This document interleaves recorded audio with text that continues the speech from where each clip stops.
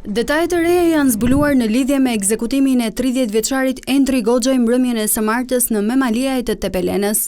Në kërkim policia ka shpallur 2 vëllezër të dyshuar si autor të ngjarjes, konkretisht Donald dhe Marial Donela. Nga veprimet hetimore ka rezultuar se autorët dhe viktima kanë qenë të ndarë në 2 grupe dhe nga të 2 grupet ka pasur shkëmbim zjarri, ku përpasoi plagosur mbeti edhe vëllai i 2 autorëve Dali Nela. Burimet bëjnë me dije se konfliktet midis grupeve kanë qenë të hershme, dyshohet për lëndë narkotike, ndërsa besohet se vëllezërit Nela e kishin ndjekur për disa kohë viktimën deri në momentin e ekzekutimit të tij.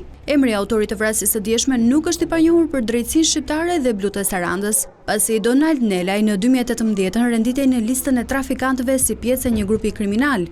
Në nëntorin e 2018-s, policia e Sarandës ka sekuestruar 32.3 kg kanabis dhe një BMW X5.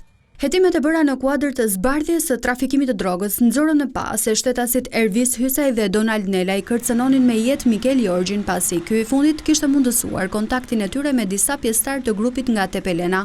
Donald Nelaj ka qenë i dënuar në vitin 2018 si antar i një grupi kriminal i cili akuzoi për trafikim droge e kryer në bashkëpunim me të tjerë. Por jo vetëm kaq, ai grabiti me dhunë një kambis në Tepelen ndërsa u arrestua në kryeqytet, ndërkohë i plagosurit Dali Nela sipas burimeve është dhëndër te Fisikalemi. Pjesëtarët e kësaj familjeje janë njohur gjithashtu për përfshirjen në ngjarje kriminale, ku mbrëmjen e 20 korrikut të vitit 2024 qyteti i Memaliajt u trondit nga një atentat i trefisht. Viktima mbeton Shiqo Kalemi, babai 74 vjeçari Andrea Kalemit, i njohur si i fortë i Memaliajt, ndërsa fatkeqësisht plumbat i morën jetën edhe kamarierit dhe klientit të lokalit ku ndodhi ngjarja.